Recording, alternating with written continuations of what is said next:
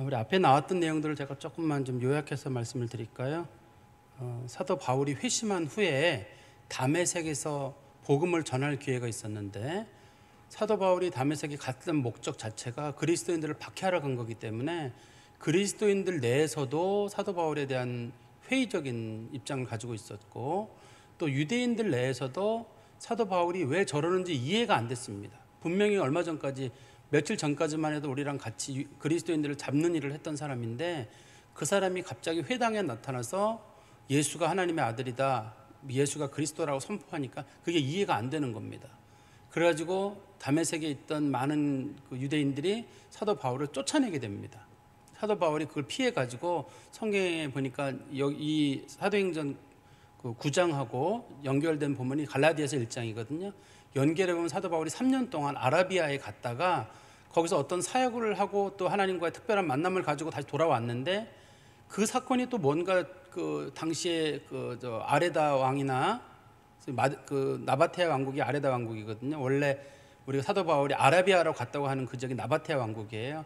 거기에 있는 왕인 아레다라는 왕이 사도 바울을 죽이는 사람들을 보내가지고 다메섹까지 사도 바울이 이제 도망을 가게 됩니다. 다메섹에서 몰래 그 사도 바울의 제자들이 사도 바울을 광주리에 담아서 내려가지고 사도 바울이 도망을 가게 되거든요.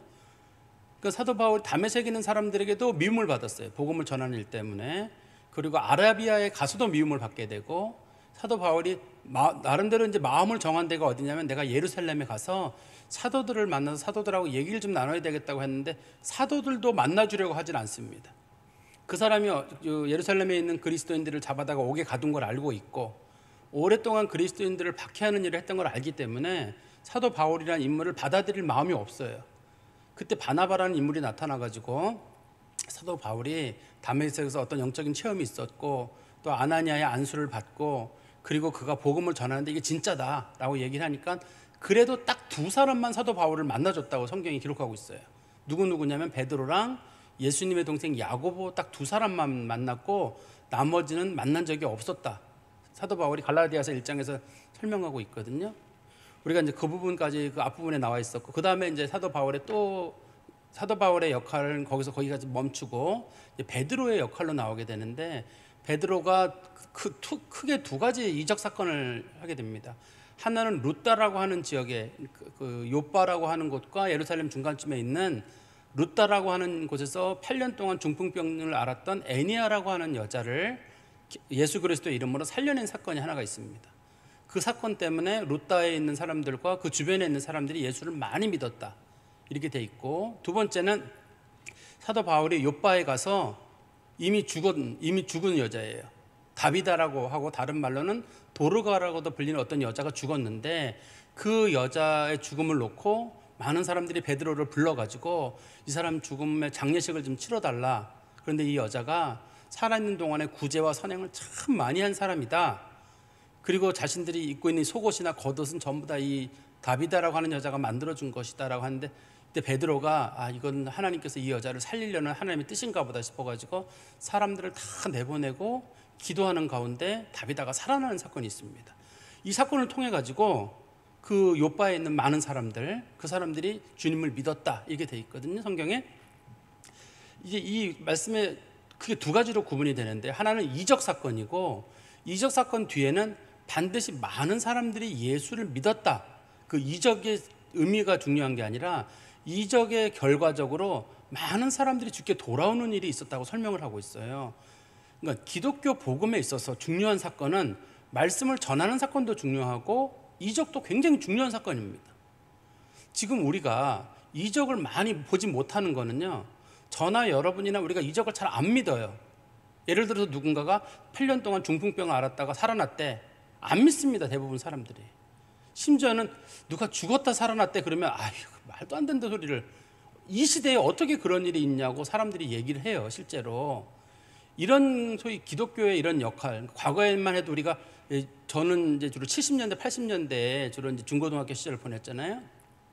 그러면 그때 여기저기서 누가 병 나왔대, 누가 치료받았대, 귀신이 쫓아났대, 이런 얘기를 굉장히 많이 들었거든요. 그때 기독교 역사가 활발했고 성도들은 기대감이 있었어요. 내가 아프면 하나님 앞에 가서 기도해야지. 내가 물질이 부족하면 그렇게 기도해야지. 뭐 그 역할에 중요한 역할을 하신 분은 이제 돌아가신 조영기 목사님이라든지 뭐 현신의 권사님이라든지 뭐 이런 분들이 한국 교회에 중요한 역할을 했습니다. 그런데 한국 교회, 특히 보수 교회들은 이 이적에 대해서 극히 부정적이었습니다. 왜 그러냐면 한국 교회에 영향을 많이 끼친 신학자 중에 B.B. 워필드라고, 벤자민 워필드라고 하는 신학자가 있어요. 그 사람이, 벤자민 워필드가 기독교 기적론이라는 책을 썼는데, 많은 기독교 이적이라고 하는 것, 자기 당시에 미국에 이제 우리나라 순복음하고 같은 게 당시 미국에 있었거든요. 그 사람들을 조사하다 보니까 이적의 상당수가 조작됐다는 거를 그 사람이 이제 발견했나 봐요. 그래가지고 그 사람은 기독교 기적론이라는 책을 통해 가지고 이적은 없다라고 얘기를 했었어요, 자기 책에. 그런데 그 역할로 인해 가지고 한국 보수 교회들은 이적에 대한 얘기가 나오면 지금은 없는 거야. 누가 방언한다 그러면 방언은 없어. 누가 병고침을 받았다 그러면 없어. 워필드의 원래 목적은 이 기적이 없다는 걸 설명하려고 하는 게 목적은 아니었어요. 그러니까 가짜 사이비 이적은 제거하고 진실이 뭔가를 보자는 게 이제 벤자민 워필드의 의도였는데, 그 기독교 기적론을 아마 자세히 읽어보신 분들은 벤자민 워필드의 내용을 알 텐데 대부분 분들이 대충 읽으셨나 봐요. 그래서 학회 같은 데 이렇게 가보면 가끔 논쟁이 일어나요. 보수적인 목사님들, 뭐 합동 측이나 고신 측이나 이런 데서 오신 분들은 누가 방언했다 그러면 방언은 사도시대 때 끝났습니다. 없습니다. 누가 방언했습니다. 가짜입니다. 귀신에게 들린 겁니다. 뭐 이런 식으로 얘기를 서슴지 않고 하시는 걸 제가 많이 봤어요. 저거는 조심스러운데, 워필드의 의도도 그게 아니었을 것 같고, 이적의 어떤 소위 계시의 종결성이라는 거 있습니다. 그러니까 요한계시록을 마지막으로 하나님의 성경 책으로서의 계시는 우리 요한계시록 끝났다고 보지만 하나님의 역사는 계속되고 있었거든요. 어디선가에서는 초대교회로 끝난 게 아니라 계속되고 있었는데, 그게 하나님 말씀이 효과적으로 전해지는데 유용한 도구로 사용이 됐습니다. 이 말씀하고 이 이적의 역사가 같이 갈 때만이 기독교의 신비와 그 생생함 있잖아요. 막 기독교인들이 신이 나는 거예요. 어디 기도원에 가고 어서 기도하고 할 때마다 뭔가 하나님의 역사가 나타날 것 같고. 그런데 소위 그 워필드가 글을 당시가 소위 그 1차 세계대전 전후로 소위 우리가 소위 그 사람들이 소위 과학 시대를 살아가면서 소위 이성의 시대라고 하거든요. 그때는 이적이라고 하는 걸 자체를 믿는 걸 자체를 사람들이 무슨 미신 믿는 것처럼 여기던 시대가 있었어요. 기독교도 학문의 영역으로만 보고 이 신비의 영역을 제거하려고 하는 게 그때 당시 노력이 있었거든요. 그게 한국 교회가 영향을 받았습니다. 그때 한국 교회 중요한 인물들이 미국에 유학을 했거든요. 당시에 그 영향을 많이 받아서 왔어요. 어떻든 제가 좀 말씀드리려고 하는 건 이 베드로가 루다에서 애니아를 살렸던 사건이라든지 요바에서 그다음 다비다를 살린 사건이라든지 오늘 본문에서 고넬료랑 또 베드로랑 만나는 장면 있잖아요. 하나님께서 하나님의 천사를 고넬료에게 보내가지고 그 고넬료가 또 그 만난 다음에 베드로에게 사람을 보내고 베드로에게도 하나님의 천사가 나타나가지고 누가 올 거니까 그 사람 만나라고 둘이 만나가지고 혹시 당신이 베드로냐 내가 맞다 그러고 막 서로 이런 장면들 있잖아요. 막 기독교에는 저는 이런 신비함과 놀라움들이 막 있고 이게 저는 기독교의 중요한 영역 중에 하나라고 생각해요. 저는. 그래서 우리가 이 말씀을 읽으면서 저도 말씀을 읽으면서 막 신이 나요. 이게 맞아. 그때 중풍병자가 그렇게 일어났지. 제가 만약에 중풍병자 기도합시다 그러면 목사님 빨리 병원에 보내야지 타임 놓치면 안 됩니다. 누가 죽었을 때 죽은 것 자체를 우리는 돌릴 마음은 별로 없어요. 죽은 사람을 돌릴 마음은 없습니다만 누군데 안타까운 사람들 보면은 좀 저거는 그냥 살았으면 좋겠는 집들 있잖아요. 예수님께서 살린 집들도 보면 다들 외동딸, 외아들 뭐 이런 사람들이었거든요. 성경에 보면요. 그런 사람 살렸는데 주님께서 봐셨을 때도 꼭 정말 저 사람들은 살아야 되겠다 하는 사람들은 주님께서 이적을 베푸신 일이 있는데 저런 집들은 정말 저렇게 가지 않고 좀 살아났으면 좋겠다 이래 있는데 소위 이 이적에 대한 믿음이 없어지니까 우리가 설교를 들으면서 옛날에 말이야 저 애니아라고 하는 사람이 중풍에서 일어났대. 이제 8년은 알았대. 다비다라는 여자가 말이야. 그런데 그게 내 사건이 안 되는 거예요. 기도하면서도 마음속에 분명히 주님께서 일어나게 하신다. 분명히 낫게 하신다. 주님의 뜻이면 반드시 하신다. 라는 그런 믿음 자체가 우리에게 없어요. 그러니까 기독교가 신나지 않아요. 기도가 힘이 없어요. 쥐라고 부르짖는 다음에 들었다고 예수님 들으시고 또 나보고 소리 질렀다고 뭐라 그러는 거 아니야. 누가 사람들이 뭐라 그러는 거 아니야? 딱 주여 그러는 그 순간에 하나님께서 왜? 이런 대답이 막 들릴 것 같은 그런 좀 신앙의 뭐라 그럴까? 바이탈리티라 그러나요? 어떤 좀 역동성 같은 것들이 우리에게 느껴져야 되는데 그게 좀 없어진 게 아닌가.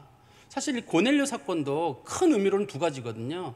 과거에 유대인들이 이방인은 구원이 없다고 믿었는데 하나님께서 직접 베드로에게 고넬료를 찾아가게 하고, 그리고 나서 베드로가 고넬료 가정에게 안수를 하고 그 집이 모두 예수 믿는 사건을 통해 가지고 이방인 구원하신다고 하는 특별한 그 사건도 보여주시지만, 고넬료가 하나님 만나고 베드로가 하나님 만나고 두 사람이 만난 얘기 서로 나누는 그 순간, 만날 때 있잖아요. 예를 들어서 여러분들이 누군가랑 얘기를 나누는데 누군가 얘기하기를 하나님이 몇 월 며칠 어디 가라 그랬어. 근데 어디 갔는데 거기서 그 사람도 하는 말이 나도 몇 월 며칠에 누구 만나라 그랬어. 둘이 얘기 나누다 보니까 그 타이밍이 너무 똑같이 맞는 거예요. 그랬더니 야, 정말 하나님 살아계시다. 전 이런 역사가 우리 성도들에게 좀 있었으면 좋겠어요. 근데 이게 현재 한국 보수교회들이나 보수교회뿐만 아니라 한때는 보수교회들만이 가지고 있는 부정적인 입장이었는데 지금 한국교회 전반적으로 이런 역사에 대해서는 극히 부정적입니다. 극히 부정적이어서 사도행전의 역사가 우리에게 나타나기가 굉장히 힘들어요. 근데 이런 이적이 나타난 장소는 어디냐면 대부분 이게 선교지예요. 이게 처음으로 복음이 전해지는 곳, 하나님 말씀이 전해지는 곳에서 이런 일이 일어나기 때문에, 이런 일이 우리에게도 나타나게 하려면 우리가 그곳에 간다든지, 아니면 우리 그런 일이 나타나도록 우리가 하나님 앞에 우리 주변에서 복음을 전하는 일을 한다든지, 우리가 그런 데 사용이 된다든지 해야지, 단순하게 뭐 이적만 꿈꾸고 그 이적 받아서 뭐 아무 없이 나 혼자 그냥 이적만 받고 경험하고 끝난다 그러면 그건 이적으로서의 가치는 별로 없을 것 같습니다. 오늘 제가 좀 간단하게 좀 설명을 드릴게요. 우리 1절부터 말씀해 보시면, 가이사랴에 고넬료라 하는 사람이 있으니 이달리아 부대라 하는 군대의 백부장이라. 그는 경건하여 온 지방과 더불어 하나님을 경외하며 백성을 많이 구제하고 하나님께 항상 기도하더니, 지금 고넬료라고 하는 사람을 설명하고 있는데요. 이제 고넬료라고 하는 사람의 등장은 굉장히 중요한 사건입니다. 이게 소위 기독교에 있어서의 굉장히 중요한, 소위 우리가 좀 어려운 용어로는 지평이라고 하는데요. 하나님께서 새로운 세대를 열어가시는 사건이에요. 그러니까 사람들이 지평이라는 말을 많이 쓰는데 그게 우리한테는 잘 와닿지 않죠. 영어로는 호라이즌이라고 하거든요. 그러니까 이 사람들이 가지고 있던 이적 개념이 완전 다른 개념으로 바뀌는 거예요. 그러니까 유대인들만 구원받을 줄 알았거든요. 그런데 유대인들만 구원받는 게 아니라 이방인도 구원하라고 하는 하나님의 역사. 물론 그 앞에 사마리아에 가서 빌립이 복음 전한 사건도 있고, 또 베드로가 무두장이 시몬의 집에서 역사한 것도 있지만, 그건 다 그래도 그 사람들은 유대인들 계통이거든요.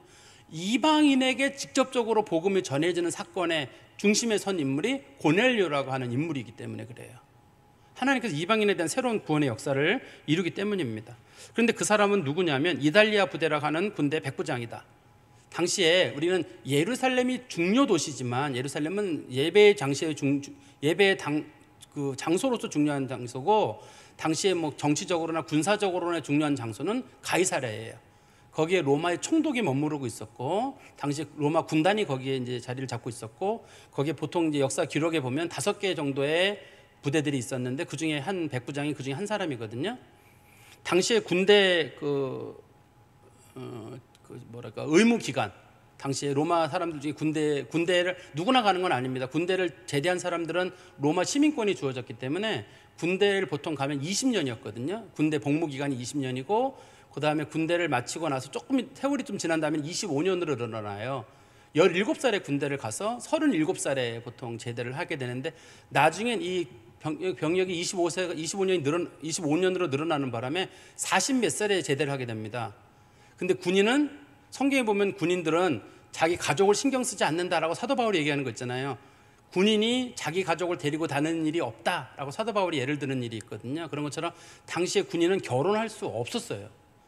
그래서 이 제대하고 나서 결혼하다 보니까 당시에 이제 결혼 연령들은 주로 여자들 같은 경우 10대가 많았는데, 군인들은 이 40대가 넘어서 30대에서 40대 넘어서 이제 군인 있다 보니까 당시에 군인들의 삶이 방탕했는 경우가 있어요. 현지에는 여자들을 만난다든지 장교들 몰래 누구를 만난다든지 이런 일이 종종 있어가지고 군인들에 대한 평판이 꼭 좋았던 건 아닙니다. 좋았던 건 아닌데, 근데 이 고넬료라고 하는 사람은 특별했는데 그 사람에 대해서 성경이 뭐라고 말하냐면 경건하고 그리고 온 집안과 더불어 하나님을 경외하며, 여긴 집안이라 그러니까 우리는 아마 이 사람이 결혼했나 보다 싶은데 당시에 군인은 결혼하지 않았습니다. 일반적으로 백부장들은 결혼하지 않았기 때문에 이게는 집안이라고 하는 말이 그 백부장 집에서 그 심부름하는 하인들이나 부하들, 그런 사람들을 부르는 말입니다. 백성들을 많이 구제하고 하나님께 항상 기도하던 사람. 근데 이 사람은 유대교로 개종한 사람은 아닙니다. 아직까지. 왜냐하면 유대교는 이런 사람들을 개종으로 받아들이지 아직까지 않았기 때문이에요. 유대교도 이방인을 개종으로 받아들여주지 않았고, 물론 이례적으로 할례를 받거나 하는 경우에 받아들이는 경우가 있었는데 로마 사람들이 개종하는 경우가 없었어요, 당시에. 그리고 또 이 기독교는 이제 막 생겼잖아요. 기독교는 이제 막 생겼기 때문에 기독교로 개종하는 일은 아직까지는 일절 없었습니다, 당시에. 그런데도 불구하고 그 사람이 경건하다고 말하고 하나님을 경외했다는 말은 아직까지 유대교로 개종을 하진 않았지만 유대교인들이 믿고 있는 그 하나님에 대한 신비함, 그래서 자기도 유대교로 개종은 못하지만 그래도 하나님 말씀도 좀 보려고 그러고 같이 좀 기도도 하려고 그러고, 뭐 유대인들이 중에 어려운 사람이 있으면 좀 도와주려고 그러고 그랬던 것들이, 그 다음에 항상 그래도 하나님 앞에 기도하려고 했던 것들이 사람들에게 아주 특이하게 보였던 것 같아요. 신앙을 찾는 그 모습이. 3절에 하루는 제 9시쯤 돼요. 성경에서는 이게 시간이 일정하지는 않습니다. 요한복음의 시간만 다르고 나머지는 시간이 다 같아요. 예를 들어서 제 9시 그러면 거기다가 6을 더해가지고 요즘 시간으로 오후 3시 이렇게 할 수 있고, 요한복음은 숫자를 더하지 않습니다. 요한복음은 그 숫자가 그대로예요. 그대로인데 단지 상황을 봐가지고 그게 오전인지 오후인지가 구별할 수 없기 때문에 오전인지 오후인지만 구별하면 돼요. 요한복음만 시간이 다릅니다. 요한복음 시간을 만약에 다른 성경이랑 연결시키게 되면 예수님이 십자가에 2번 못 박힌 게 되기 때문에 요한복음 시간을 하나로 다르게 봐야지만이 성경 전체랑 시간이 맞습니다. 제 9시쯤은 오후 3시란 말이거든요. 그때 환상 중에 밝히 봄에 하나님의 사자가 들어와 이르되 고넬료야. 이때가 오후 3시가 당시 유대인들 기도하는 시간이거든요. 당시에 이 고넬료가 유대교에 들어오진 않았지만 기도하는 습관이 있었던 것 같은데, 환상 중에 보니까 하나님의 사자가, 천사예요. 천사가 들어와서 고넬료라는 이름을 부르는 거예요. 고넬료야. 이 환상입니다. 이게 지금 밤이 아닌가. 밤은 자다가 꿈을 꿀 수 있는데 낮이거든요. 낮이기 때문에 이거는 뭐 잠결에 이런 거랑은 전혀 다른 실제로 생생한 경험을 얘기하는 거예요. 고넬료가 주목하여 보고 두려워 이르되 주여 무슨 일이니까? 천사가 이르되 내 기도와 구제가 하나님 앞에 상달되어 기억되신 바 되었다. 내가 하나님 앞에 늘 기도하던 것, 근데 아직까지도 유대교로 들어오지도 않았고 아직까지 그리스도인도 아닙니다. 그렇지만 그 사람이 구제하고 기도했던 것들이 하나님 앞에 상달되었다. 우리가 상달이란 말을 성경 많이 쓰잖아요. 뜻이 무슨 뜻이냐면 재물이 하나님 앞에 받아들여졌다 할 때 우리가 상달이란 말을 써요. 그러니까 그 사람이 했던 구제와 그 사람이 했던 기도가 하나님 앞에 받아들여졌다는 뜻이에요. 특별하게. 그리고 기억하신 바 되었다. 기억하신 바 되었다 말은 하나님이 뭐 머릿속에 기억을 했다 이런 뜻보다는 하나님이 너무 좋게 보셨다는 거예요. 그 사람이 이제 막 기도하고 사람들 구제하는 모습이 아직까지는 유대교에 들어오지는 않았지만 하나님 보시기에 참 너무 착하고 좋은 사람이고 경건을 꿈꾸는 사람이었기 때문에 그렇습니다. 내가 지금 5절입니다. 사람을 욥바에 보내어 베드로라 하는 시몬을 청하라. 욥바에 사람을 보내가지고 베드로를 데려오라는 거예요. 저도 잘 이해가 안 되는 부분이 하나가 있어요. 이 부분에서 8장 40절에 보면 이 욥바에 유명한 신앙인이 살고 있거든요. 누구냐면 빌립이 이 가이사랴에서 머물렀어요. 우리가 빌립이 계속 간다게 여왕의 내시를 복음 전한 다음에 아소도에 가서 복음 전한 다음에 가이사랴에서 마지막으로 머물게 되거든요. 그게 빌립의 동네예요. 그러니까 빌립을 찾아가서 빌립에게 얘기를 해라 그러면 될 것 같거든요. 왜냐하면 빌립은 이달리아의 군대니까 이달리아 군대들은 당시 헬라어를 쓰지 않고 대부분 라틴어를 썼을 거거든요. 근데 빌립이 그래도 헬라파 유대인이거든요. 헬라어도 잘하고 라틴어도 잘하는 사람이고 또 히브리어도 좀 하는 사람이었을 거라고요. 그러면 언어적 소통을 위해서는 굳이 내가 했다면 빌립을 찾아가라 그래야 되는데 빌립을 찾아가라고 얘기하지 않고 베드로를 찾아가라고 말씀하셨던 거는 베드로라고 하는 사람을 통해서 이 구원 역사에 더 큰 틀이 변화되고 있다는 사실을 보이는 것 같아요. 빌립은 그냥 단순하게 복음 전하는 역할이지만 베드로는 지금 세대를 바꾸는 역할을 하게 되거든요. 베드로 자신 내에서 변화가 일어나요. 좀 미리 말씀드리면 베드로는 그동안 예수가 그리스도라고 선포를 했습니다. 예수가 하나님의 아들이라고 선포를 했거든요. 그런데 뭐를 몰랐냐면 이방인들의 구원, 그 다음에 율법의 저주와 세상의 모든 것들이 다 바뀌고 있다는 사실을 몰랐어요. 그러니까 예수가 우리를 구원한다는 사실은 알았지만 예수로 인해 가지고 세상에 얽매였던 율법, 저주 이런 게 다 없어진다는 걸 몰랐어요. 음식의 규례, 예를 들어서 이 음식을 먹어도 되느냐 안 먹어도 되느냐. 이제는 그리스도인들에게 먹어도 되는 음식, 안 먹어도 되는 음식이 없어요. 아무것도 없습니다. 어떤 음식도 먹어도 돼요. 어떤 사람이 술 조금 먹어도 됩니까? 성경적으로는 그게 죄가 되지 않아요. 조금 먹는 행위를. 성경에서는 대신에 술 취하지 말라고 하는 의미를 가지고 그리스도인들이 그쪽에 좀 마음을 두지 말라고 말하지만 누가 조금 뭐 술 먹었다든지 누가 어떤 음식 먹었다고 해가지고 부정한 거 먹었다고 해가지고 당신 어떻게 예수 믿는 사람이 그걸 먹어? 그런 식으로 성경은 1절 말하지 못하게 말하고 있어요. 왜냐하면 예수 그리스도께서 이루신 사건이라는 게 단순하게 영혼 구원, 그건 하나님의 아들 메시아 이것만이 아니라 제가 아까 말씀드린 대로 지평이 바뀌었다고 했잖아요. 세상의 역사를 예수님이 뒤집어 버렸어요. 뒤에도 보면 나옵니다만 고넬료에게 음식 그 각종 더러운 짐승들 네가 잡아먹어라. 하나님의 깨끗하신 것 네가 더럽다고 하지 마라 이렇게 말씀하셨거든요. 하나님께서 모든 걸 다 예수 그리스도 안에 다 바꿔버리셨어요. 과거에 우리가 율법에 얽매여 있던 것들이 이제는 얽매일 필요도 없고 이제는 자유롭게 성령 안에서 행하면 되는 거거든요. 근데 베드로는 아직까지 이걸 몰라요. 근데 하나님께서 이걸 베드로에게 알려줘야지만이 당시의 교회의 중심 인물이 베드로랑 야고보거든요. 예수님의 동생 야고보. 이 두 사람들이 이 고넬료를 만나는 과정 가운데도 경험을 해야 되기 때문에 하나님께서 바로 이 사람이 그러니까 그 고넬료가 만나려면 요빠에 있는 빌립을 만나면 되는데 빌립이 아닌 멀리 떨어져 있는 요빠에 있는 가이사랴에 있는 그 빌립이 아니라 요빠에 있는 베드로를 데려. 요빠가 베드로까지 요빠에서 가이사랴까지 60km거든요. 옛날에 거리를 먼 거리입니다. 그게 그 먼 거리에 있는 사람을 데려오라고 하는 데는 그만한 이유가 있을 것 같아요. 그리고 다시 봐보시면 5절에 내가 지금 사람을 보내어 요빠에 보내어 베드로라는 시몬을 청하라. 그는 무두장의 시몬의 집에 유숙하니 그 집은 해변에 있다 하더라. 마침 말하던 천사가 떠나매 고넬료가 집안 하인 둘과 부하 가운데 경건한 사람 하나를 불러 이 일을 다 이루고 요바로 보내니라. 이때가 오후 3시에 있던 일이에요. 전날 오후 3시입니다. 이게 오후 3시에 이런 일이 있고 난 다음에 이 고넬료가 하나님의 음성을 듣고 이 요바에 있는 베드로에게로 사람을 보내는 거예요.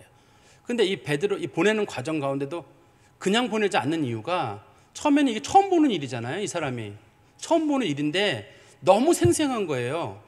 베드로라고 불리는 시몬, 그리고 그 사람이 머물러 있는 곳이 해변가에 있는 무두장의 시몬의 집, 그리고 그 집은 해변가에 있고 당시에는 이제 저희 같은 직업의 사람들은 길들을 만들어 가지고 같은 동네 살았거든요. 그러니까 시몬이라고 하는 사람 찾기가 어렵지 않아요. 가가지고 여기 혹시 가죽 만드는 사람 중에 시몬이라는 사람이 있습니까? 가죽쟁이들은 저기 살아. 그러면 거기 가보면 시몬이 있거든요. 근데 그 정보를 꼼꼼히 들었잖아요. 꼼꼼히 들은 걸 보니까 이 고넬료가 생각하기를 이거는 뭐 분명하게 거부할 수 없는 사실이고 가서 확인해 보면 되는 거 아니에요.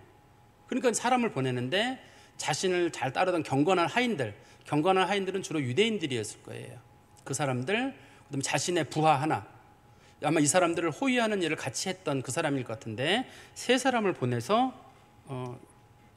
베드로를 데려오려고 합니다. 그때 9절에 이튿날, 아까 제가 말씀드린 게 전날 오후 3시란 말이 그런 뜻이고 이튿날 그 다음 날이죠. 그들이 길을 가다가 그 성 가까이 갔을 때, 그 성이란 말은 요바에 가까이 왔다는 뜻입니다. 그때 베드로가 기도하려고 지붕에 올라가니 그 시각은 제6시더라. 12시예요.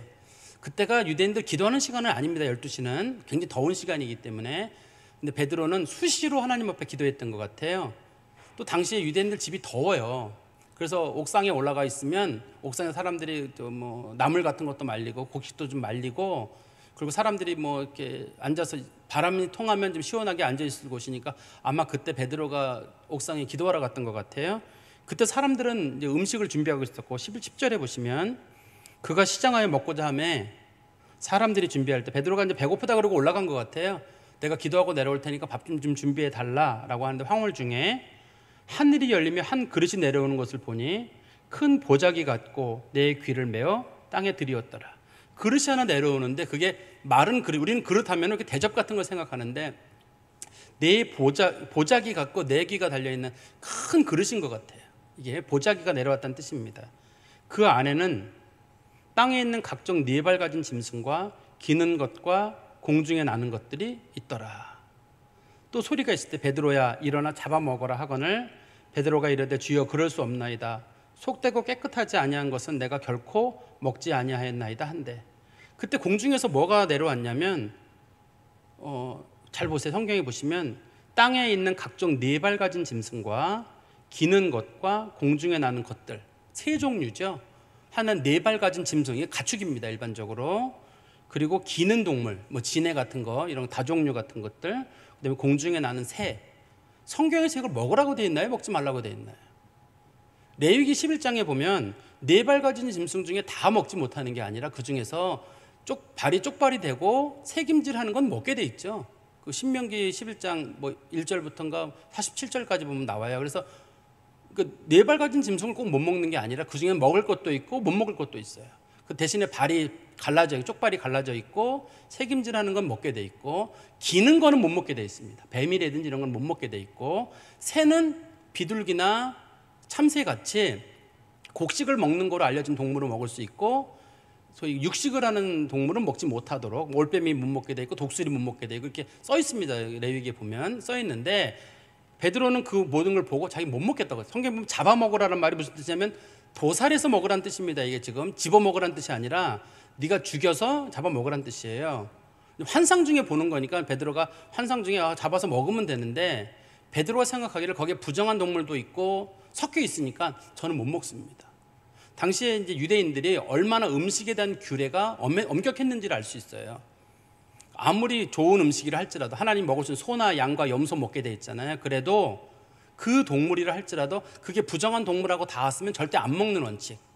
또 하나님이 참새나 비둘기 같은 거 먹게 해놨는데 그런 동물이 다른 동물하고 붙어 있으면 역시 부정하다서 안 먹었거든요. 그래서 베드로가 얘기하기를 14절에 다시 보세요.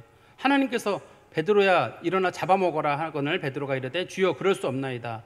속되고 깨끗하지 아니한 것은 내가 결코 먹지 아니했나이다. 이런 건 먹을 수 없습니다. 하나님이 말씀하시는데도 거절하잖아요.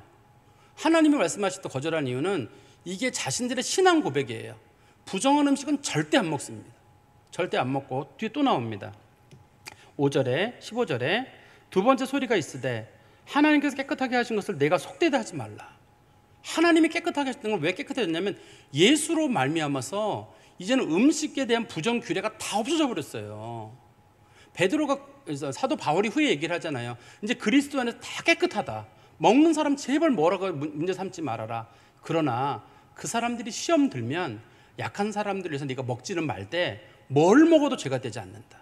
뭘 먹어도 죄가 되지 않고 그것을 죄라고 말하는 그 사람들에게만 죄가 된다. 사도 바울은 그 원칙을 가지고 있습니다. 그러니까 그 음식을 먹는 것 자체가 죄가 되지 않아요. 근데 당시 베드로가 올라갈 때 배고파가지고 시장하니까 음식 준비하러 그러고 올라갔다고 되어 있잖아요.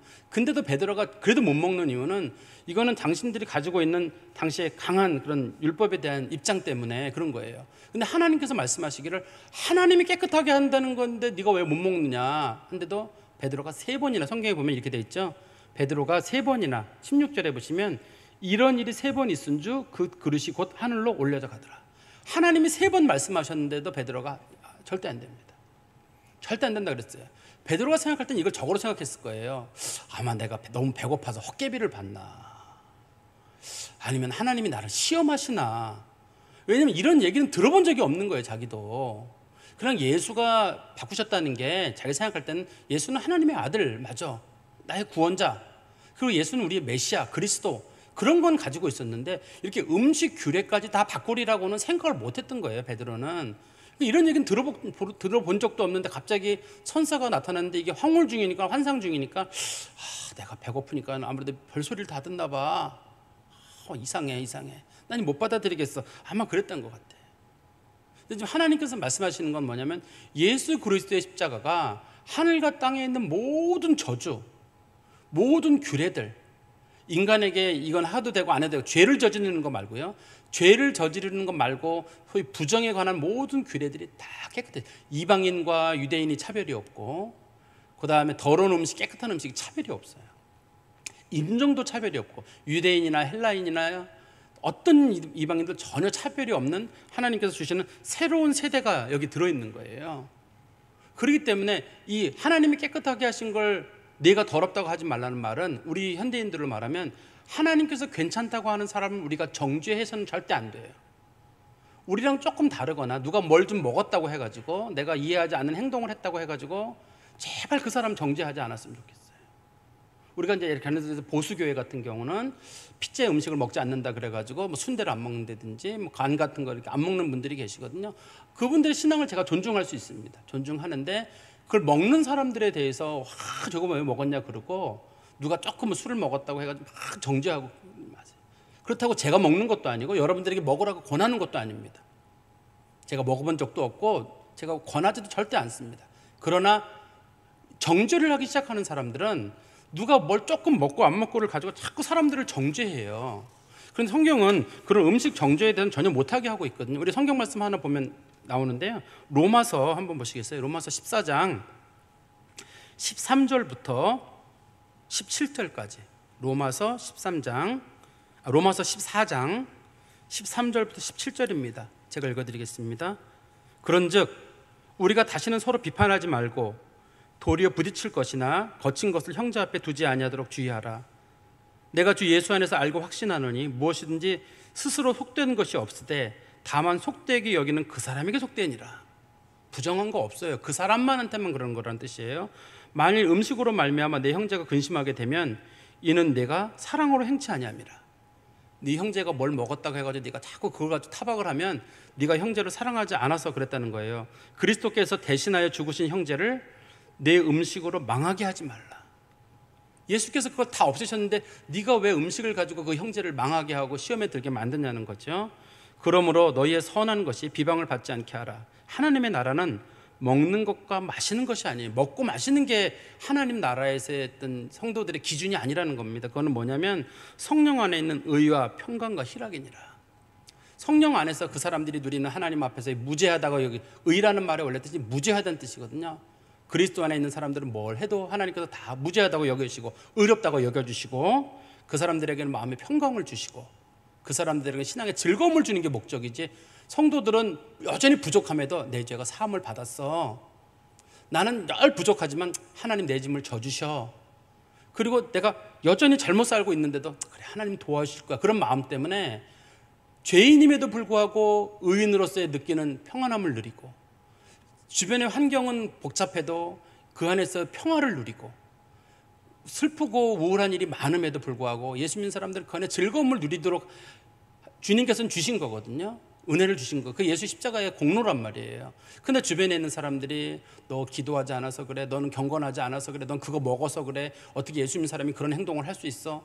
우리가 정해놓은 여러 가지 기준으로 사람들의 마음속에 있는 소위 무죄한 마음을 자꾸 죄인으로 몰아간다든지, 마음에 조금 평화를 누리려고 그러면 넌 좀 그렇게 살면 벌받아, 이런 식으로 해서 그 사람을 벌받을 사람처럼 몰아간다든지, 그 다음에 그 사람이 좀 주님 앞에서 즐겁게 살아가려고 그러면 사람들의 마음을 우울하게 만든다라든지. 제가 일례를 하나 말씀드리면, 지금 여러분들은 상상도 못할 건데요, 17세기 18세기에 유럽에 경건주의 시대라는 시대가 있었어요. 경건주의 시대 때는 모든 사람이 검정색 옷을 입어야 됐습니다. 얼굴에 웃음기를 띠면 그 사람은 마귀에게 귀신 들린 사람이었어요. 예수를 십자가에 못 박은 사람이 어떻게 밝은색 옷을 입어요? 특별히 붉은색 옷을 입었다, 그거는 100% 귀신 들렸다고 봤어요. 얼굴에 조금이라도 웃음기를 보인다, 목회자든 성도들이든, 그건 아주 불신자로 봤어요. 성도들이 얼굴이 무거운 얼굴을 하고 시커먼 옷을 입고 그래야 그게 경건이었어요. 그게 어떻게 경건이 될 수가 있어요? 주님께서 주려고 하시는 하나님의 나라라고 하는 건, 하나님의 나라는 의와 평강과 희락이거든요. 예수 믿는 게 즐거워야 돼요. 누가 자꾸 예수 믿는 사람을 정죄하고 물건 뭐 이것저것 뒤집어 씌우고 힘들게 만들고 가뜩이나 삶이 힘든 삶을 살아가는 성도들에게 예수님이 주시려고 하는 건 분명히 죄가 있는데도 불구하고 예수가 십자가를 졌으니 너는 의로운 사람이다라고 자꾸 얘기해 주시고, 마음이 늘 불안할 때마다 예수 안에서 평안을 누리고, 오늘 오전에 목사님 설교하신 것처럼 주님께 모든 것 맡기고 마음의 평안을 누리고, 그 다음에 우리가 예수 믿는 사람들이 날 부족하지만 주님 나 분명히 모든 게 합력하여 선을 이루실 거야 믿고 즐거운 마음으로 살아가는 게, 이게 하나님의 나라를 살아가는, 그러니까 예수 믿고 구원받은 사람들의 영적인 상태가 그거예요. 그걸 성경에서는 하나님의 나라라고 부르거든요. 예수 믿는 사람이 즐거워야 돼요, 마음이. 그리고 옆 사람들 불안하게 하지 말아야 되는데 자꾸 정죄하게 만드는 일인데, 그건 해서는 절대 안 된다는 거죠. 어떻든 베드로가 그 말을 이제 하나님께서 뭘 보여주셨는데, 그 환상을 베드로는 이게 무슨 뜻인지 몰랐습니다. 17절에 보면 나오잖아요. 베드로가 본 바 환상이 무슨 뜻인지 속으로 의아해하더니, 이게 도대체 뭐야, 음식이라는 게 내가 뭘 헛개비를 본 거야, 뭐야, 하나님이 이런 걸 보여주시 하고 있는데, 마침 고넬료가 보낸 사람이 시몬의 집을 찾아 문 밖에 서서, 저는 이 부분이 이런 부분을 읽을 때 막 신이 나요. 막 하나님께서 고넬료에게 뭘 보여주셨는데, 고넬료가 보낸 사람들이 이 가이사랴에서 살았잖아요. 가이사랴부터 요빠까지 한 60km 되거든요. 고넬료가 그 전날 보냈을 거예요, 사람들을요. 막 보냈는데, 그때가 막 베드로는 그때 환상 중에 이게 뭐야 하고 고민하고 있는 그때 막 문 두드리는 소리가 들리는 거잖아요. 물론 당시에는 이제 문을 유대인들 집에 이방인이 문 못 두드리게 돼 있거든요. 바깥에서 우리나라 사람처럼 옛날에 이리 오너라 그렇게 했습니다. 옛날에 문 두드리는 게 이제 흉이었습니다. 그러니까 이리 오너라라고 했을 텐데, 어쨌든 그 소리를 듣는 순간에 베드로가 깜짝 놀랐을 거예요. 하나님 막 기미하게 움직이는 거 있잖아요. 하나님께서 막 신미하게 움직이시는데, 말씀을 읽으면서 야, 정말 이 역사가 우리한테도 빨리 좀 나타나고 우리도 막 기막히게 막 하나님 움직이시는 거 좀 봤으면 좋겠는데, 목사가 부족해서 그런지 참 잘 안 나타나네.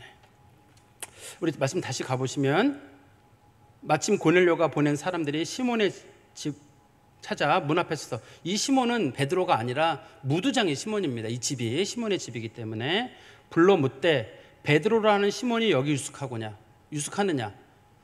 베드로라는 시몬이라는 말을 하는 이유는 당시의 남자 이름 중에 제일 흔한 이름이 시몬이에요. 그래서 시몬 있습니까 하면 주인도 시몬이잖아요. 집주인 이름도 시몬이죠. 그러니까 베드로도 시몬이고, 그러니까 베드로라 이름하는 시몬. 특별히 마리아 같은 경우는 당시 여자 중에 60%가 마리아였거든요.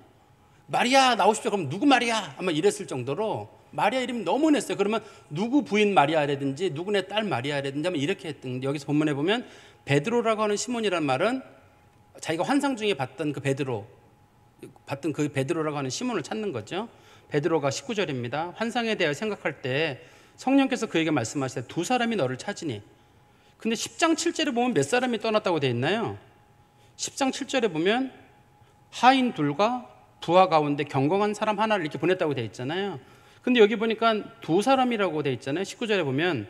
또 여러분 성경책에 보시면 어떤 사본에는 세 사람이라고 되어 있다고 되어 있죠. 조그만 글씨로. 제가 봤을 때는 두 사람이 왔을 것 같은데, 왜 그러냐면 하인 두 사람이 와서 부른 거고, 만약에 이 고넬료가 보낸 사람은 군인이거든요. 부하는 군인이 바깥에서 이렇게 창 들고 서가지고 베드로 나오십시오 그러면 깜짝 놀라지 않겠어요? 제 생각에 군인은 약간 뒤에 있었을 것 같고 두 하인이 불렀을 것 같아요. 그래서 성경 사본들은 앞에 10장 7절하고 따라가지고 어떤 사본은 3명이라고 해놨는데, 우리가 보는 성경처럼 두 사람이 베드로를 부르러 왔고, 아마 군인은 조금 거리를 두고 있었을 것 같아요. 베드로가 놀랄까 봐. 로마 군인이 와가지고 베드로 잡으러 왔으면 옛날 사람들이 경찰이 두고 잡으러 왔던 것처럼 깜짝 놀랐을 거거든요. 그때 20절입니다. 일어나 내려가 의심하지 말고 함께 가라. 내가 그들을 보내느니라 하시네. 그때 베드로가 이제 그게 무슨 소리야 할 때 하나님 또 갑자기 말씀하시기를, 빨리 내려가라. 옥상에서 빨리 내려가서 그 사람들을 내가 보냈으니까 그 사람들하고 함께 가라. 21절입니다. 베드로가 내려가 그 사람들을 보고 이르되, 내가 곧 너희가 찾는 사람인데 너희가 무슨 일로 왔느냐. 내가 그 갈릴리 살고 있는 베드로입니다 라고 얘기했더니만, 그들이 대답하되, 백부장 고넬료는 의인이요. 고넬료에 대한 설명을 자세히 붙이는 거예요. 백부장 고넬료가 보냈습니다라고 하면 깜짝 놀랄 거 아니에요. 왜 군대 백부장이 나를 잡으러 오나 그럴까 봐 백부장에 대한 설명을 붙이는 겁니다. 뭐라고 붙였냐면 의인이고, 여기서 의인이란 말은 그 사람이 죄가 없다, 예수 믿는 사람이 이런 뜻이 아니라, 여기서 의인이란 말은 정직하고 착한 사람이란 뜻일 겁니다. 그리고 하나님을 경외하는 사람이고, 경외하는 사람이란 유대교에 관심이 많은 사람이란 뜻입니다.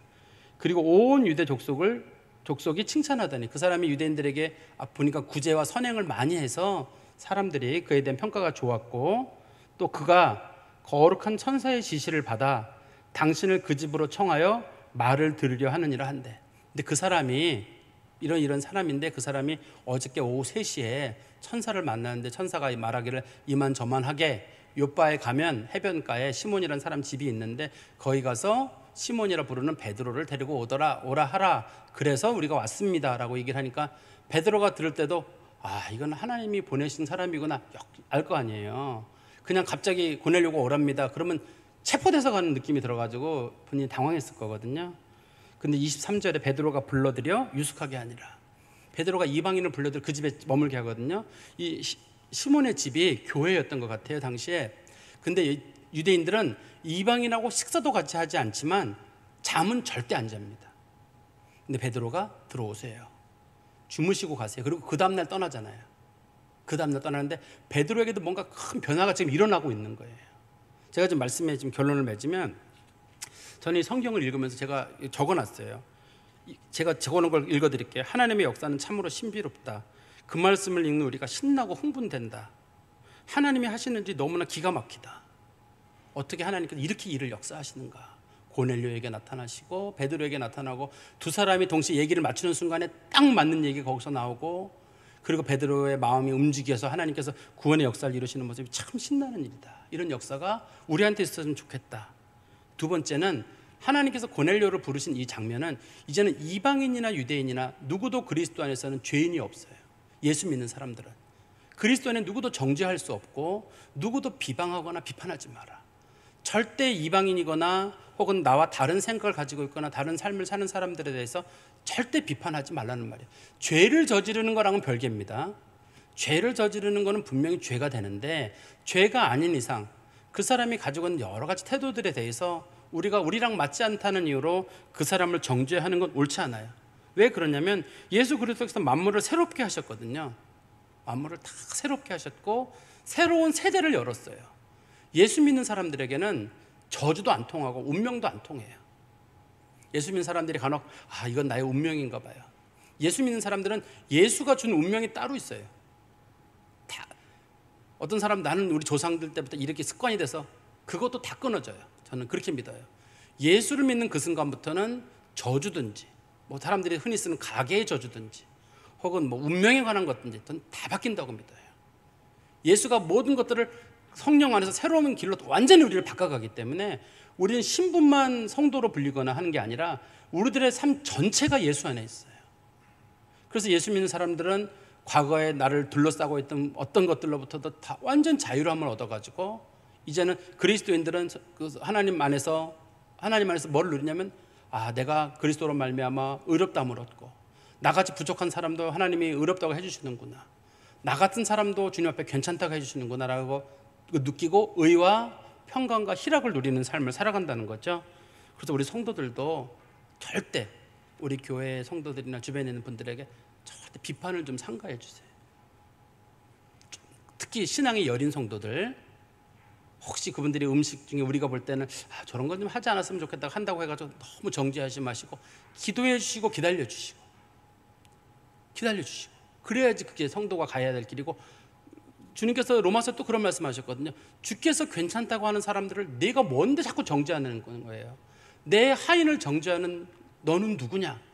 주께서 그렇게 말씀하시거든요. 예수님께서 괜찮다고 하는 사람인데 우리가 함부로 정죄하면 절대 안 돼요. 그것 때문에 사람들이 교회 나오는 게 힘이 들어요. 교회 나오는 사람 행복하지 않아요. 늘 죄책감에 시달리고. 저도 어떤 성도가 저한테 전화가 와서 그런 얘기를 한 적이 있어요. 목사님, 제가 이런 죄를 저지르고 지금 제가 누구를 만나고 있고 있는데 저는 남자 관계 여자 관계 복잡한데 제가 교회 나가도 되나요? 당연히 되죠. 당연히 됩니다. 사람들이 저한테 뭐라 그러지 않을까요? 괜찮아요. 괜찮습니다. 괜찮아요. 제가 그랬어요. 아무도 모를 겁니다. 알아도 괜찮습니다. 그게 교회 나오는 일에 무슨 걸림돌이 됩니까? 괜찮습니다. 예수께서 새롭게 하셨다는 것은 단순하게 예수가 메시아로서 하나님의 아들로서만 뭘 했다는 게 아니라 우리를 둘러싸고 있는 모든 것들을 예수 안에 새롭게 하셔가지고 우리를 의롭다고 해주시잖아요.